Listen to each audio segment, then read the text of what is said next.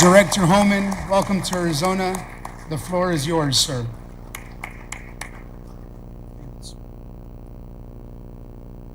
All right, well, thanks for the invite. So let's talk about what's happening right now. I'm the senior advisor to the President of the United States, working title is Border Czar. So what am I doing? President Trump gave me three things to do, three responsibilities. One, secure the border. Two, we're in a deportation operation, the largest deportation operation this country's seen. I'm going to tell you in a minute why that's important. And three, to find missing children. And we're going to find those missing children. I love it. Thank you for making my day. I love haters. They make my day every day. So let's talk about the truth of what's going on the border. The Biden administration created the most significant immigration crisis in in the history of this nation. We want the most secure border in my lifetime to unprecedented illegal immigration. Well, now we got President Trump, who happens to be the greatest president of my lifetime, back in office, and we're going to secure the border. We've already done it. We're going to run the biggest deportation operation in the history of this nation, and we're going to find these missing kids. So where are we at?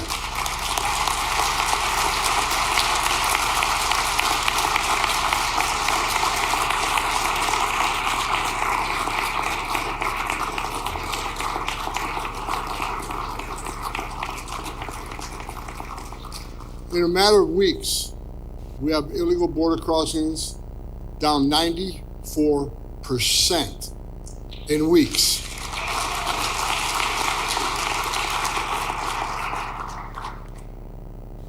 President Trump did in 5 weeks what Joe Biden wouldn't, or didn't even attempt to do in 4 years, which proved that he had the ability to do it all along.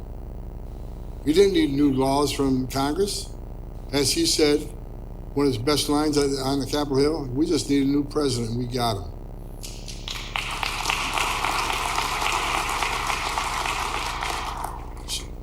You know, I woke up every day pissed off for 4 years of what the Biden administration came in and unsecured the most secure border we ever had on purpose, not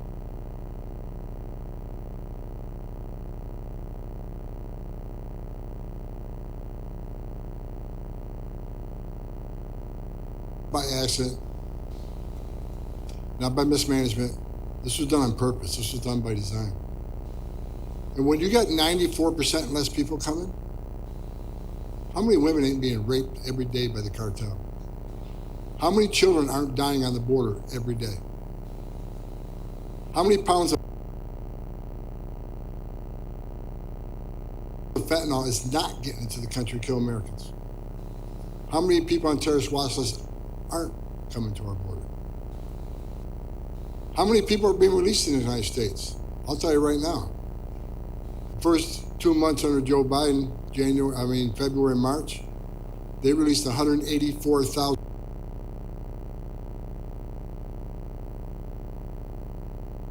illegal aliens in this country. Same time for President Trump, 9.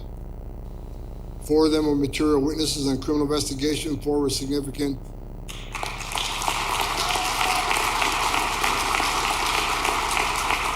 They like to say how inhumane Trump's policies are. He's a racist. I'm a racist. Whatever.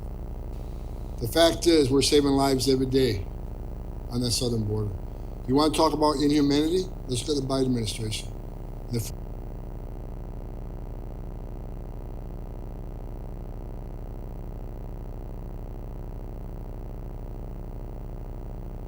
4 years in power, we had over 4,000 aliens died making that journey, a historic record.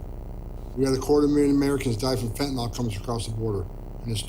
400 in their administration, under Trump's first administration, 13. What's it at now? 1. And they didn't get released in the United States. So the border's secure right now. I looked at the most important number to me is gotaways. That's what every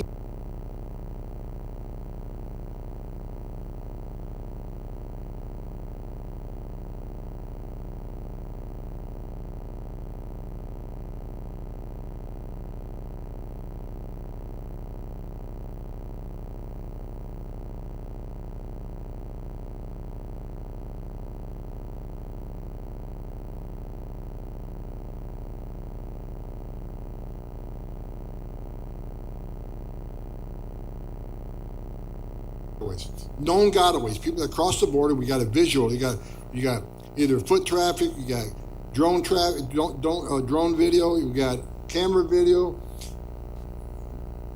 or sensors.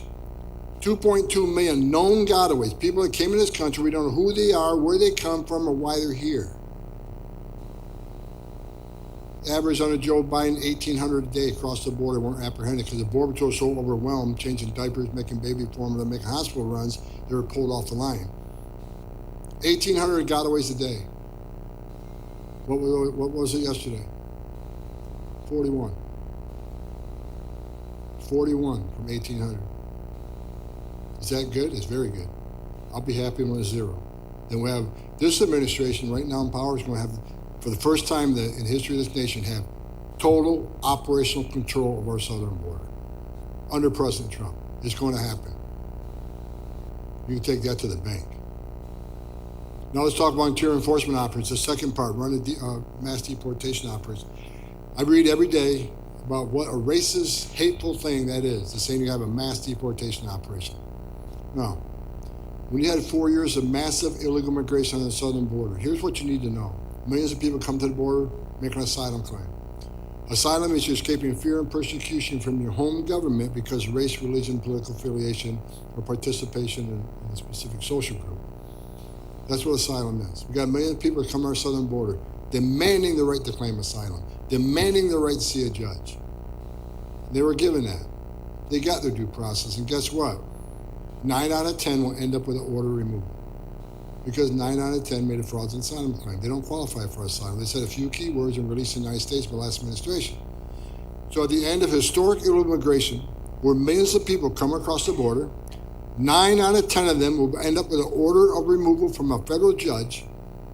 That's why there's going to be a massive deportation operation. You can't demand due process and ignore the decision in the end of that due process, which is an order removal. The law requires it. That's exactly what's going to happen. There are going to be consequences.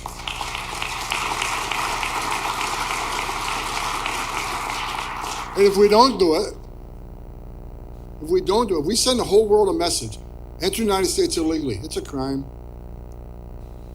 Go in front of an immigration judge and lose the case, or not show up at all and get an order in absentia, but we're not going to look for you, we don't have to leave.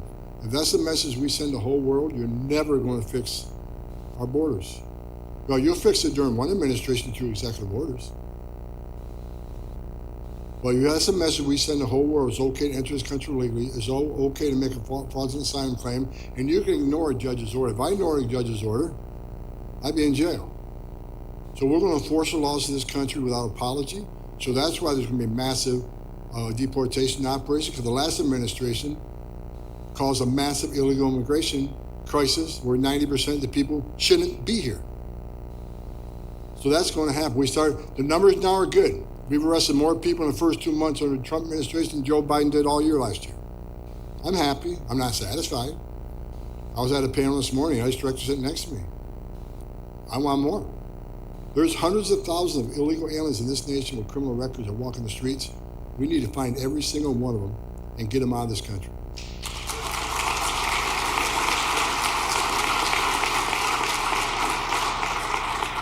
Now, I read in the media every day that, Home is not keeping its promises. We're not concentrating on the worst. President Trump said day one, we'll concentrate on the public safety threats and national security threats first.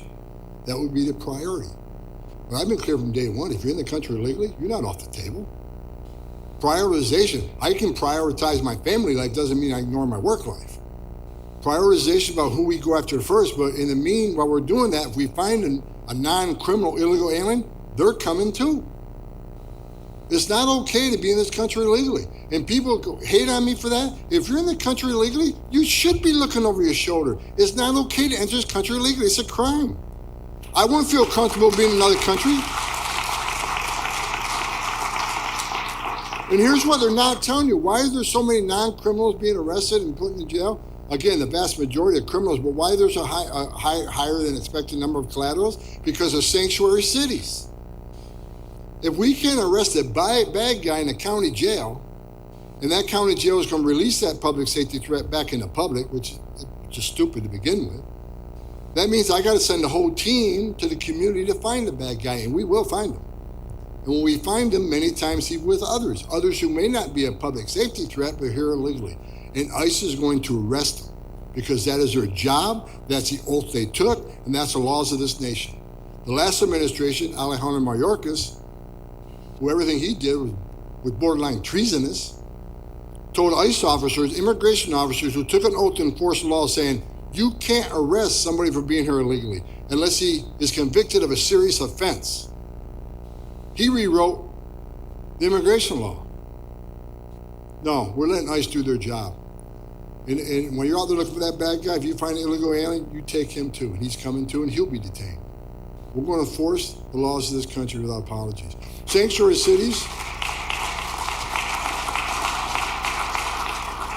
So-called sanctuary cities, you'll get exactly what you don't want. You can get more officers in your neighborhood, you can get more collateral arrests because you force this in those neighborhoods.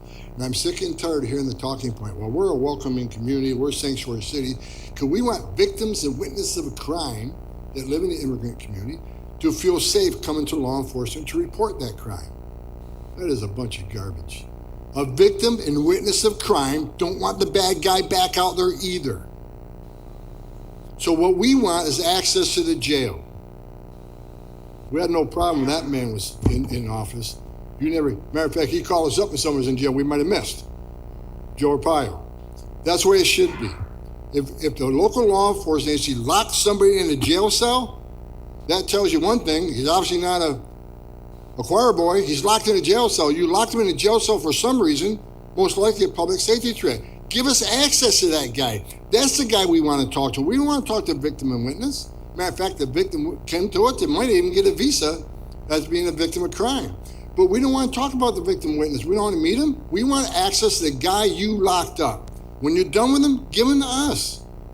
If you say, well, the detainer's been litigated and people don't think that's constitutional, is making a phone call to us before you release them, is that constitutional?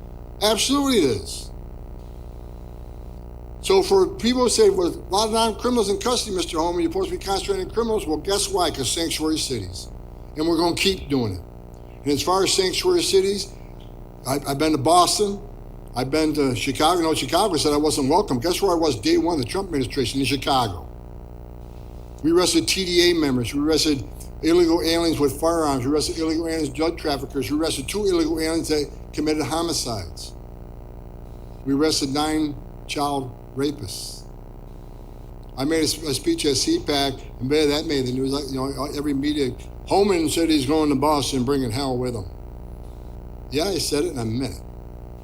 Who was I bringing hell to? I was bringing hell to 9 illegal aliens that raped a child and weren't turned over to ICE. They'd rather release them in the community. One of the child rapists, it took us 2 years to find him. How many children did he rape in 2 years where he walked in the streets because that sheriff refused to cooperate with us? So number 2 goal of mine is run this deportation operation. Sanctuary cities are slowing us down because we got to send a whole team out and look for somebody that don't want to be found, but we're going to keep doing it. We'll double the man force in sanctuary cities because they're a big threat to this nation. We will win that battle. Thank God we got Pam Bonnie. She's one badass AG. She's going to sue the sanctuary cities. She already started.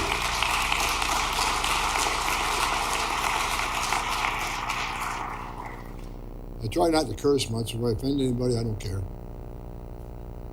I don't, because I get irritated when I start talking about the false narrative being pushed by the left. What's the third thing we're doing? Finding missing children. Under the Biden administration, 500,000 children are smuggled in this country. Taken out of the hands of their families, given to a criminal cartel to be smuggled in this country. And we're the bad guys? All these people who just walked out, what did they do? Did they speak up about that? Did they speak up to the fact that 300,000 of these children can't be found because they're released to unvetted sponsors? The last administration had one goal: process quick, release quick, because there's no overcrowding. We can say the border security, nothing to see here. These are children. I guarantee you, I've been doing this since 1984. I'm 40 years doing this job. Many of these children are in forced labor or in sex trafficking. Fact. ICE has already found some in forced labor and sex trafficking. Fact. Well, all these people that walked out carrying their signs, do they care? They want to focus on Tom Homan bringing back family detention. Why is Tom Homan talking about family detention? So we can do DNA tests and make sure that child is with a parent and not a trafficker. We're trying to protect children. We're doing the right thing.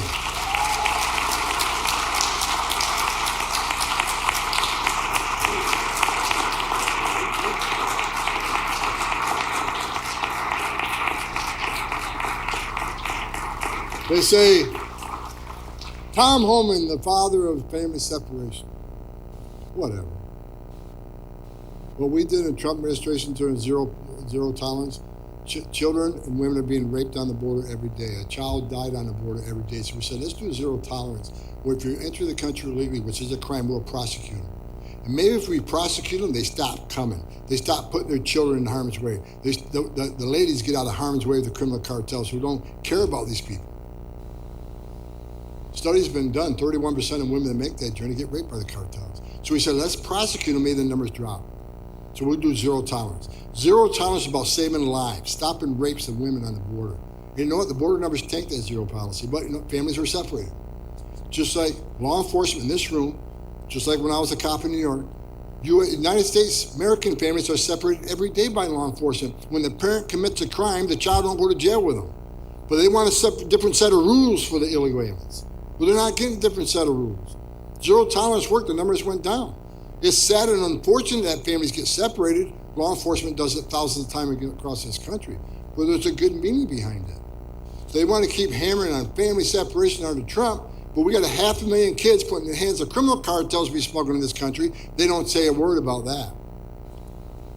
If I came here to Arizona next month, I leave my child, even my dog, in the backseat of the car to go and get groceries, I'm going to get arrested. Well, 500,000 people can put their children in the hands of criminal cartels, and that's okay? Who knows what happens to some of these children? God help them. Then they release them to unvetted sponsors. Now they can't find, not getting responsible for 300,000 of them. Well, President Trump's committed to do everything he can to find these kids. But I'm going to admit to you right now, that's the toughest job. Of the 3 things he wants me to do, that's the toughest part of it. Because everybody in this room, you all have a footprint. You own a car, you own a home, you got credit cards, you pay bills. We can find you. Children don't have a footprint, which means we got to count on the footprint of the sponsor. Sponsors weren't property vetted, sponsors that weren't fingerprinted, sponsors who the identification they showed wasn't validated. And we wonder why 300,000 can't be found. But no one talks about that. For the people who just walked out of the room, did they stand up and raise hell about trafficking of children? Did they raise hell about 300,000 missing kids? Did they raise hell about Laken Riley fighting 17 minutes to survive? That young little girl, picture her last 17 minutes of her life. Terrified little girl who's being assaulted by a scumbag, fighting every minute to survive. She didn't want to die. How many TDA members came to this country, murdered and raped women, burned a woman alive on a subway? None of them want to talk about that. They can walk out of the room, hold all the signs that they want, because Tom Homan ain't shutting up and Tom Homan ain't going away. So please raise more signs.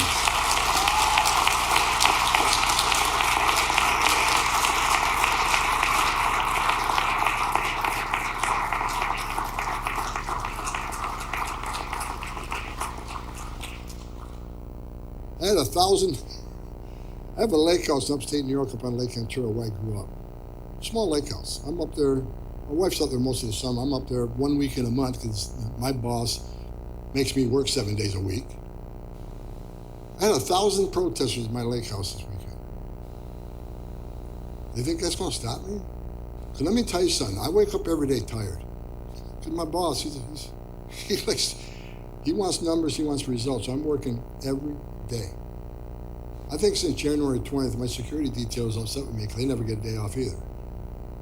But I'm tired. Some mornings I wake up, I'm tired. You know what fires me up? When I read a hit piece. I love it. When I read a hit piece on me, it just throws gas in my fire. Because that means, number one, I'm over the target.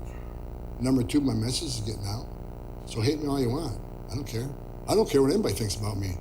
It sounds terrible, don't it? But I don't. My wife asked me not too long ago,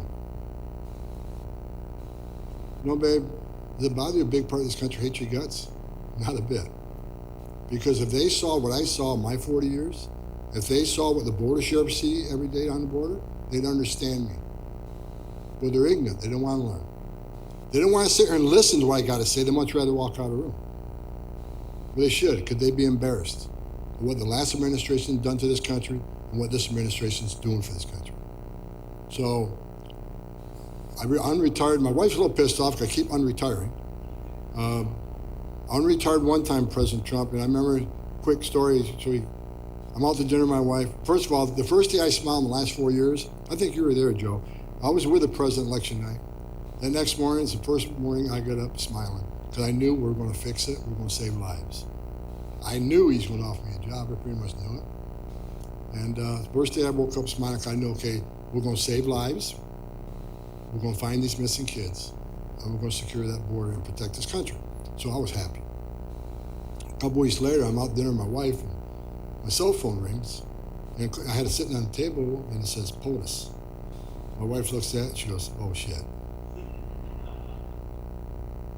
He's going to want you to go back. I said, I'll take the phone call. So I took the phone call. The president says, Tom, which he always says, Tom's the old-time favorite president. I said, how you doing, sir? He goes, good. He goes, well, you've been bitching about it for 4 years. You want to fix it?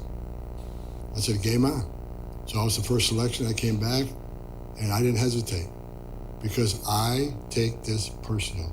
When you get on your knees to talk to a 9-year-old little girl that's raped multiple times by members of cartels and everything innocent and pure have been ripped from her life will never be the same, you take it personal. When I stand in the back with a tractor trailer with 19 aliens that baked to death, including a 5-year-old little boy, how they suffered, what a terrible death, I take it personal. I've seen a lot of tragedy on the border, and there's a lot less of it now. I'll say it again, when 94% less people are coming, how many people aren't dying? How many women ain't being raped? How many pounds of fentanyl isn't getting in? How many no-inspected terrorists ain't getting in? How many billions of the cartel's not making? My death threat started day one at the Republican National Convention. I made a statement at that convention that President Trump will designate criminal cartels as terrorist organizations, and he will wipe them off the face of the earth. Death threat started next day from the cartels. Good, they're listening. Because President Trump will wipe them off the face of the earth within the next couple of years. Mark my word.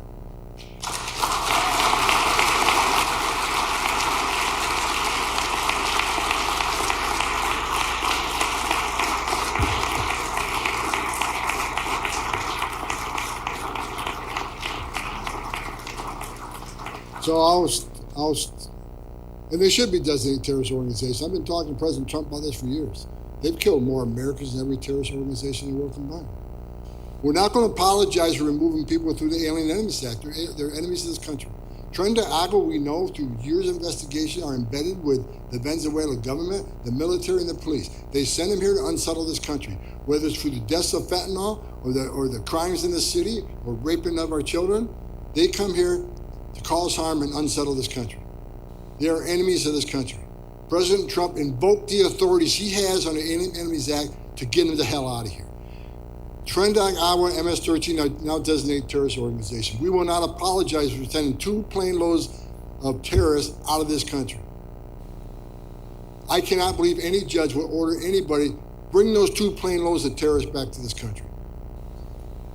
President Trump is putting America first. Of course, we're litigating that case. We just had a big win on that yesterday. We're going to keep having wins because President Trump's putting America first. He's not going to apologize for removing terrorists from this country ever. And I will not rest if every member of TDA and MS-13 is eradicated from this country. Then I'll take a day off. But until then, hate on me all you want. I know I got a lot of haters in this room, but I don't give a shit. We're going to get this job done with no apologies. When we're done, we have the most secure border in the history of this nation. We're going to make this country safer. Every criminal alien we arrest, every gang member we arrest, every TDA MS-13 member we arrest get out of the country makes this country much safer. That's what the American people demand from President Trump. That's why the promises he made, and that's why he elected him. And I'm more proud. I'm like a kid in the candy store. I worked for the greatest president of my lifetime, and I'm not going away anytime soon. So I'm looking to work with all you. Congratulations, you and the immigration legislation. I know it's being litigated, but you win. So I look forward to your partners. And I got a lot of partners right here in the front row already. I worked with a lot of these folks. You're going to make Arizona safer. I'm here to help you. Anything you need, you let me know, and I'll be there. God bless you. God bless the state of Arizona. God bless President Trump. God bless the United States of America.